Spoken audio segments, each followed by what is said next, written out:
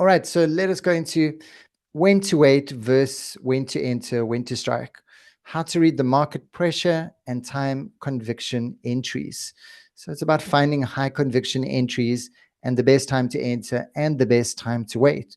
Because if you're understanding that timing is crucial to getting that sweet spot entry, you've got to understand that when is the best time to stay out and when's the best time to enter. And these are just some little bits and pieces we can go through to help clarify that. So timing is the most undeveloped skill in trading. This section teaches you how to sense pressure and know exactly when to strike. So just more details of how we can develop our entry intuition and just understand when is the best times to stay out of a trade. Because knowing when to stay out of a trade is just as important as knowing when to enter a trade. So what waiting feels like, and this is the waiting before entering. So not sure if price will move, market is slow, candles tight, liquidity builds on both sides, no big player committed yet. This is compression, contraction, patience here. So if you're not sure what's going on, then rather wait. If you haven't seen liquidity building, if the market is slow, candles are tight, if there's been no displacement, no compression, then it's rather better to wait. Patience here equals your edge later. And this is just developing an intuition of the movement of the price action and the unfolding of it. All right, so what striking looks like? What does it look like when you enter? So sweep of a key, high or low, which we know that super well. Fast candle away, displacement, manipulation, want to see that. Lower time frame, change in state of direction, CISD, want to see that. Price commits, that's your window.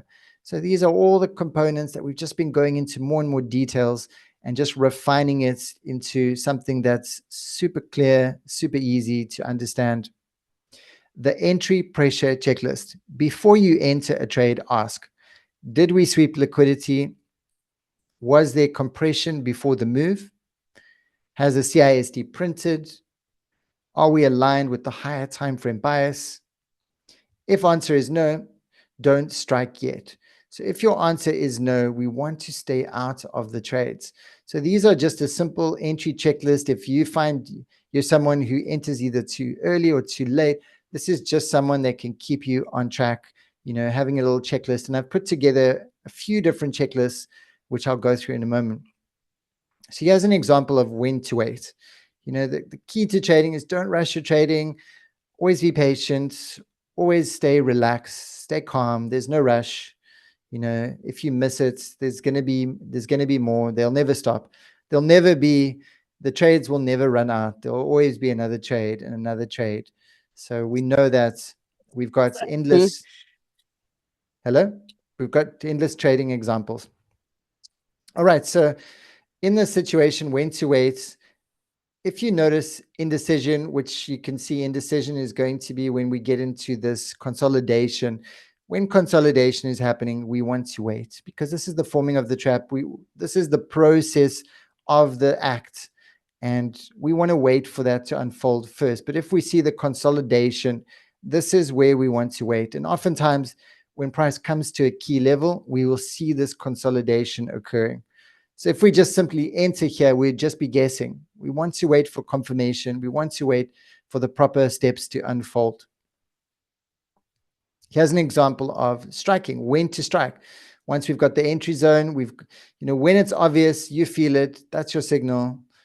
You can see we get the compression, which is the consolidation. We get the sweep, manipulation, break of the CISD, that's our entry. So once we see all those components forming and playing out, then we know we've missed the manipulation, we can enter safely, and this becomes a mechanical process. I want it to become a mechanical process for you guys because the more mechanical it becomes, the less you trade emotionally. And that is why it's so important to be super specific on the details of the steps. Because if you've got your steps so clear in your mind, you know exactly what they are. This is just a mechanical process you're going through. Step 1, step 2, step 3, enter, set stop loss. It becomes so much easier. It almost takes so much weight off of you because you don't have to guess. You don't have to wonder. You don't have to think too much. You don't have to even use your intuition or emotions. You're just simply following this mechanical step-by-step process to actually make it so much easier for you. The more mechanical you can make it, the less emotional it will be. And the less emotional it will be, the easier your trades will feel, the lighter they will feel. Because when your emotions are too engaged when you trade, this can affect your stress levels. I remember when I started trading, every trade I got into, I was sweating. I was literally sweating in every single trade because my nervous system was engaged. My nervous system was so activated when I was trading because I was trading with so much guesswork. So much of my trading was based on guessing and hoping. But once it becomes mechanical, you step out of that guessing or hoping or nervous system because you have a set of rules. It's very mechanical, and it will really, really simplify a lot by making that shift. So timing equals your R&R. If you're entering early, you get wicks. If you enter late, you miss the best move. Right, tight stops, fast move, confidence entry. So that's the thing. This is about shifting from entering early, entering late to entering in the perfect timing. And the more and more we can just go through these processes, the more we can move you into that sweet spot entry. And also becoming aware of these things makes a big difference. Awareness of this process can create a big shift within you psychologically, which can also help you perfect those entries. If it feels too early, it probably is. If it feels obvious, that's your entry. So this is just, the more mechanical it can be, the more logical you can trade. And the more logical you can trade, the more you can clearly see what's actually happening in the market. You won't believe it, but when your emotions get involved, you can't actually even see the chart clearly. Your emotions influence your decisions. They influence what you actually see on the chart. It's crazy, but you will actually see something that's not there when your emotions are involved. And then after the trade, you'll review it and you'll be like, why did I enter? It didn't match my setup. Because in that moment, your emotions were taking over. They were taking control. If your emotions are making the decision for you, it's hard to trade mechanically and logically.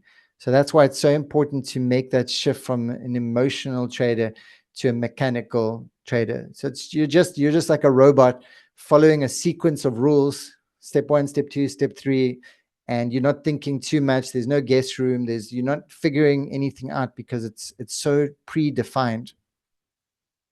So here's a self-assessment you can do. You can think of your last 3 trades. Did you strike before confirmation? Did you enter before confirmation? Did price compress or explode? Did you see that manipulation? Did you feel hesitation or clarity? These are very simple things, but they can give you a lot of insight, into how you're processing things before you trade, while you trade, after you trade, and if you are feeling a lot of stress during a trade or before a trade, it can also be because you're not making this a mechanical process. But honestly, if you stick to these steps and these rules, there's no reason it can't become super mechanical because we're following such a specific set of guidelines. It's very, very specific. And if we stay within that specificity, then there's no room for guesswork because guessing happens when you're unsure. Guessing happens when something is vague. When something is clear, when something is detailed, when it's descriptive, when you understand the steps so clearly, then there's no guesswork. You feel very confident in that process.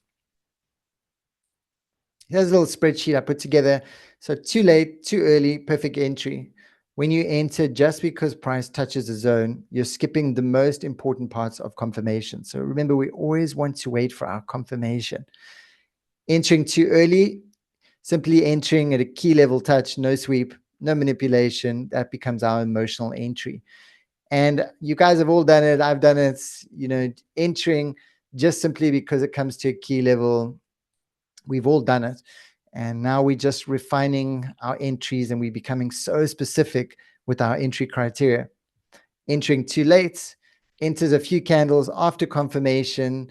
So this would be getting to your chart and the whole sequence is played out, but now you're late, but you still just enter because you've got that FOMO of, you don't want to miss out on the trade.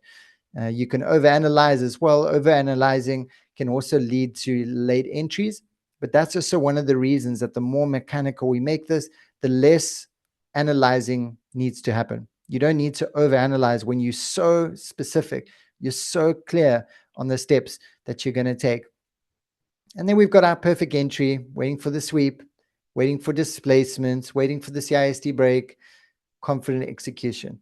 So if we just follow those steps that we've gone through, that lead to a perfect entry, and we just wait for those specific steps to unfold, this will lead to a confident execution. So entries by time frame, synchronize the lower time frame with the higher time frame, which is exactly what SMCX does. Makes it super easy for us. Higher time frame bias, lower time frame execution. Only enter if CISD confirms in context of the higher time frame. Lower time frame is for refining, not replacing the higher time frame logic.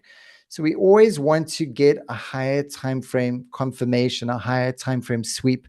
We always want to start with the higher time frame and then move down to the lower time frame for refinement. But the higher time frame is always going to be our first starting point, and then we're going to move into the lower time frame to refine it.